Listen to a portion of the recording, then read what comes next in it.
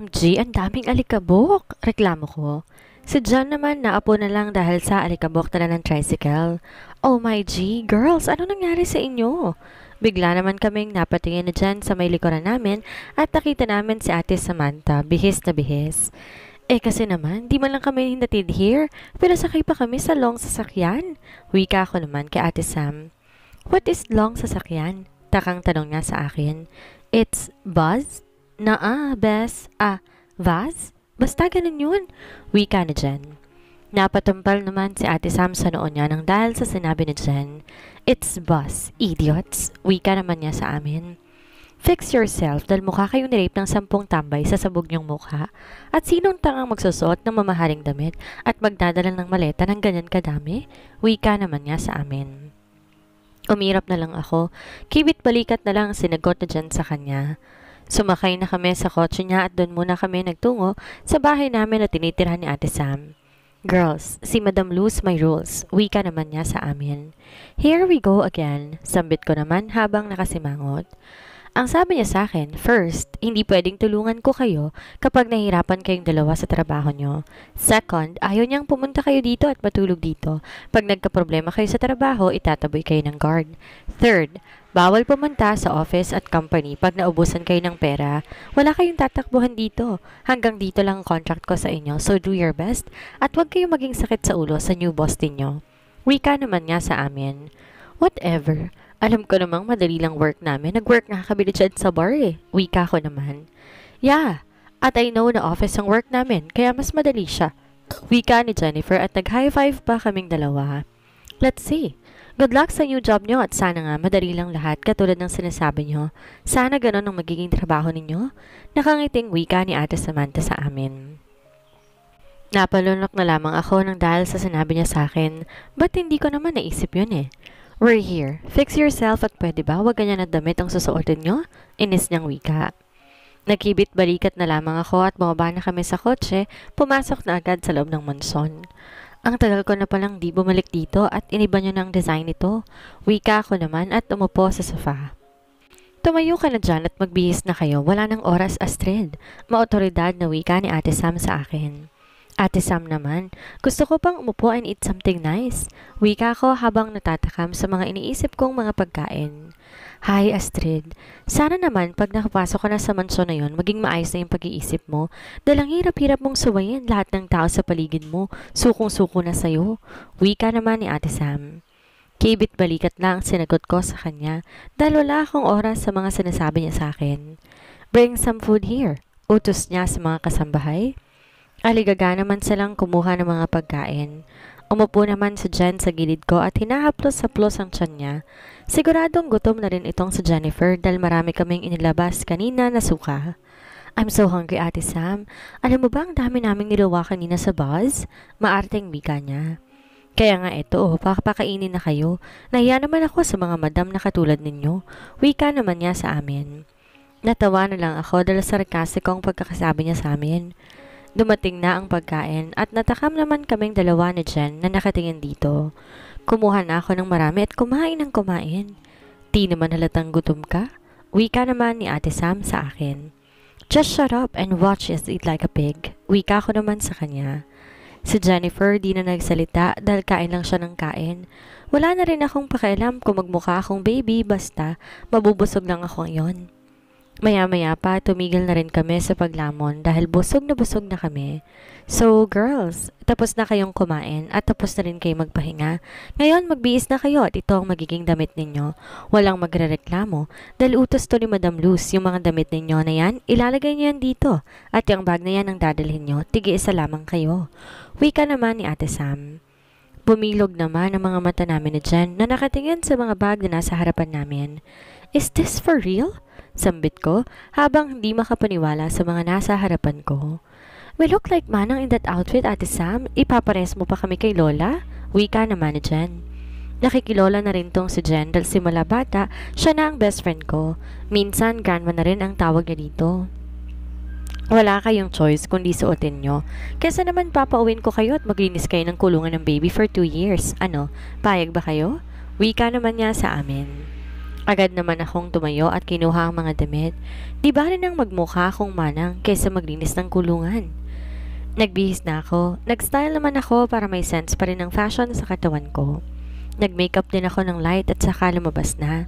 Ayan, presentable kayong tingnan. Para na talaga kayong tunay na employee. So now, let's go na sa pagtatrabahuhan ninyong dalawa. Wika naman ni Ate Sam. Tumango naman kami ni Jan at sumunod na sa kanya patungo sa kotse. Pinaandar na ito ng driver at ilang minuto lamang nakarating na kami sa pagtatrabahuhan namin. Nakapants, rubber shoes, tsaka damit na malaki, tapos may glasses pa ako. Ganon din sa Jan. Butit nakapag-makeup kami dahil nakaponytail kaming dalawa. Sumunod kayo sa akin, wika naman ni Ate Sam. Sumunod naman kami, bit-bit ang bag na damit daw namin. Namangha ako sa mansyon na pinasukan namin. Siguro dito ako mag-work bilang secretary or personal assistant. Bumukas naman ang malaking pinto at agad bumungad ang nakataas na kilay na isang matanda. Ito na ba sila, Sam? Wika niya habang hined to foot kaming dalawa ni Jennifer. Nakakatakot siyang tingnan kaya naman napalunok na kaming dalawa ni Jan. Meet Astrid and Jennifer Mayora. Ito ang bago ninyong katulong? Wika naman ni Ate Sam. Lumaki naman ang mata ni Jennifer sa sinabi niya sa amin. What? Sigaw naming sambit habang nakatingin sa isa't isa. Magpoprotesta pa sana kami ngunit kinaladkad na nila kami papasok sa mansyon.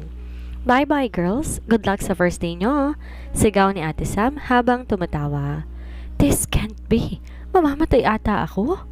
Hindi ko alam kung ano bang nararamdaman namin ngayon ni Jennifer. Di na ako makahinga sa sobrang kaba. Astrid, right? Sambit ng Mayora. Yeah, ma'am, wika ko naman. No, yes ma'am. Sigaw niya naman. Napahagikik ng tawa si Jen dahil wrong grammar yung nasabi ng matanda. What's laughing, ha? Sambit niya. Humalakak na naman kaming dalawa ng tawa. Noong kinaladkad niya kami papasok, agad naman niya kaming pinaupo sa sofa at in-interview dahil i-explain niya daw ang gagawin namin dito sa bahay. Sobrang mga pasaway kayo. You! Ah, basta wag kayong tumawa. Galit niyang sambit. We're very sorry po. Natatawa kong sambit at maluha-luha pa dahil sa sinabi niya kanina. Mga wala kayong modo. Tama nga sinabi ni Samantha na wala kayong mga manners. Sambit naman niya. Kinalma namin ang sarili namin dahil nangako kaming di nababalik doon sa probinsya para maglinis ng kulungan ng baboy. Ang yaki kaya nun.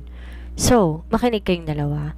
Sigaw niya habang palakad-lakad sa harapan at may daladalang stick. Nakakatakot siyang tingnan pag sumeryoso. Kayong dalawa, bawal ang tama dito. Huwag kayong magpa-feeling prinsesa dahil katulong lang kayo. Uulitin ko, katulong kayo dito. Wika niya naman sa amin. Agad naman akong napangiwi dahil sa sinabi niya. So what kung katulong kami dito? Eh katulong din naman siya. Maaga dapat kayong gumising. 5:30 pa lang ng umaga, gising na kayo. Maghihilamos, maliligo kayo ng maaga dahil kayo ang magluluto ng umagahan. Wika niya naman. Bigla namang bumilog ang mata namin ni Jen. No, please not that umagahan. Wika ko dahil hindi kami marunong magluto. At bakit hindi? Tanong niya sa amin. Because we're not a good cook, duh. Wika naman ni Jen. Sige, kayo na lang mag-mop mula dito sa first floor hanggang doon sa third floor. Doon ang kwarto ng gwapo at, oy, este ng amo natin. Wika niya naman. Ang tanda niyo na po para lumandi. Wika ko naman sa kanya. Bigla niya naman akong sinamaan ng tingin at dinuro ng stick niya. Yang bunganga mo, lagyan ko ng zipper at brake dahil napakadaldal mo. Inis niyang wika sa akin.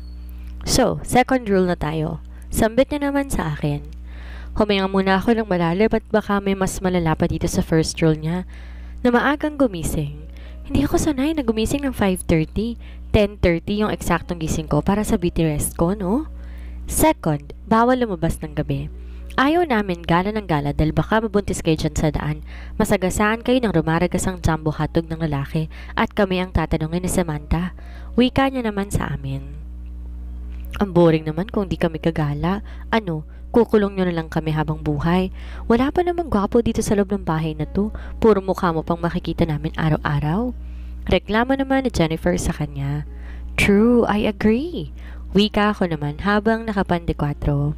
Mga spoiled brat talaga kayong dalawa. Gusto niyong pagpapaluin ko yung mukha niyo ng stick na to? Wika niya naman sa amin kaya't natahimik naman kaming dalawa ni Jennifer. Di na ulit kami nagsalita. Mahirap na.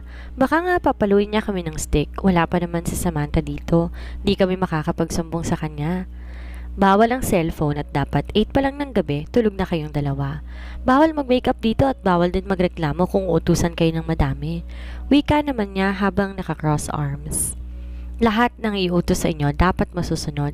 Gawin niyo na mabuti ang trabaho niyo dahil sinasahuran kayong dalawa. Wika naman niya sa amin.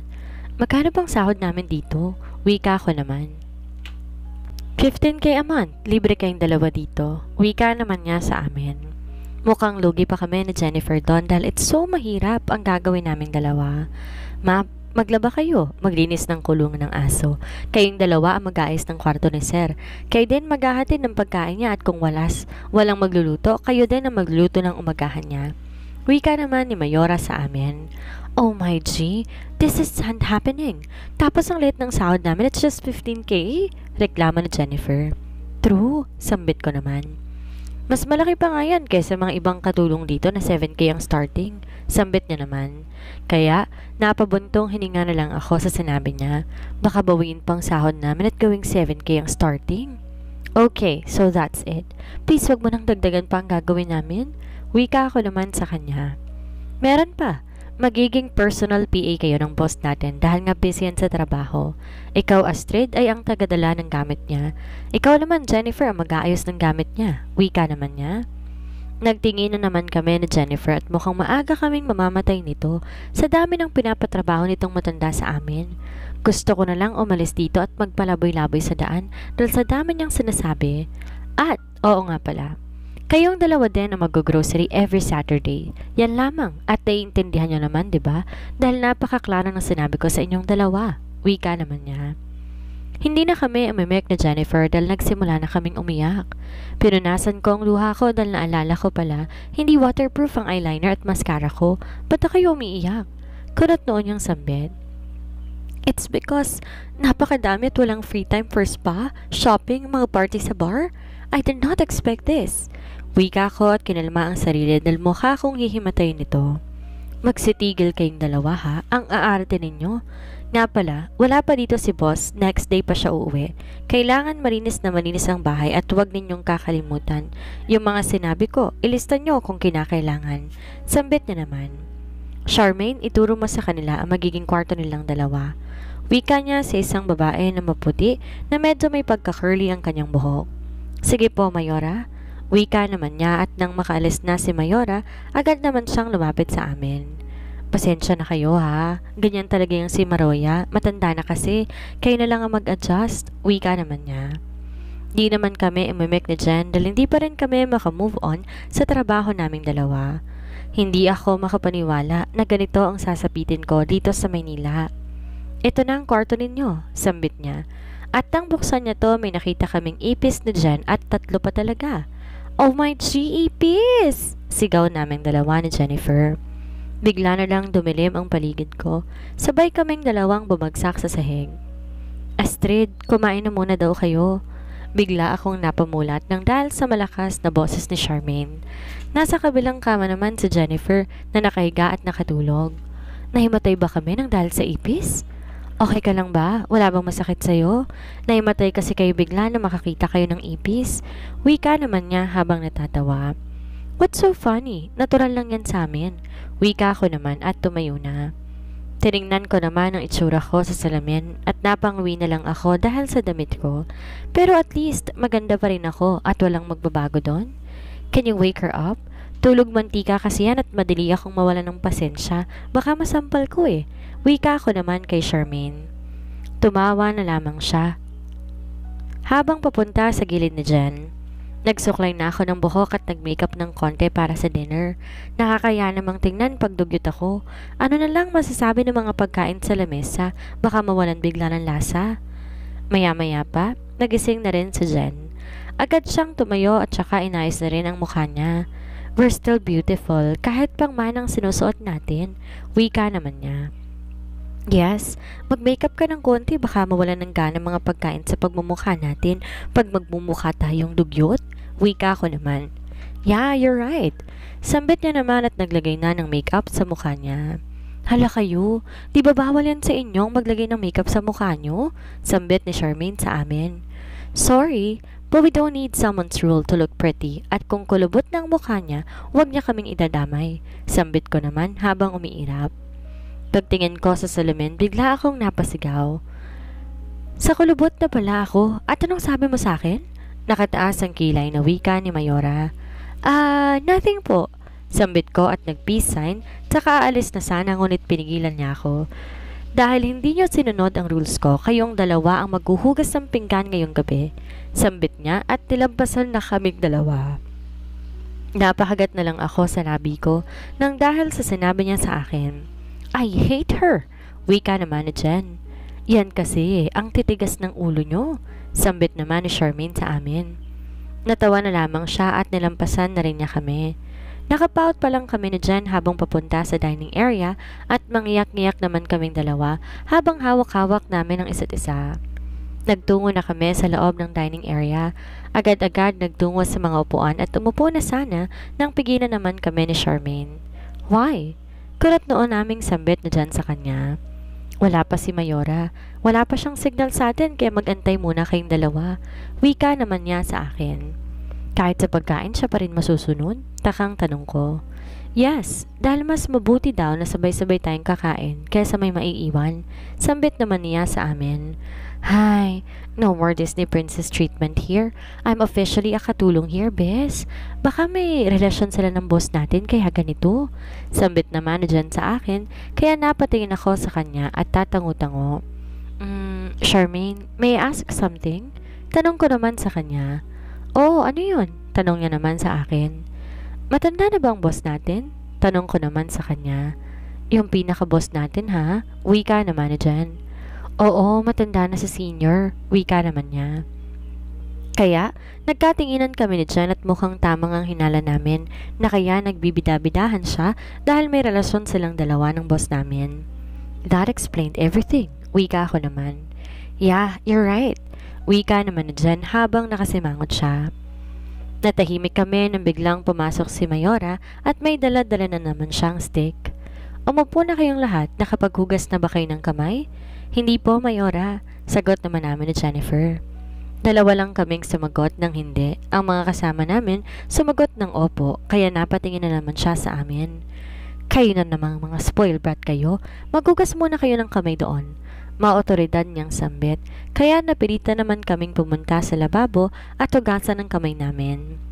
Pagkatapos, bumalik na kami sa long table at inutusan niya kaming umupo sa upuan. Lagi niyong tatandaan na manalangin muna bago kumain. Wika niya sa amin. Hala bes, hindi ako marunong. Wika naman dyan sa akin. Me too. Sambit ko naman sa kanya. Ikaw na, Jennifer, ang manalangin ngayong gabi. Bukas ng umaga, ikaw naman, Astrid. Sabay naman kaming napalunok na dyan. Sige, umpisahan mo na. Wika ni Mayora sa kanya. Tumingin siya sa akin na mukhang nagpapatulong pero di ko siya matutulungan dahil wala rin akong alam bukod sa Angel of God. Let's bow our eyes, sambit niya habang nanginginig.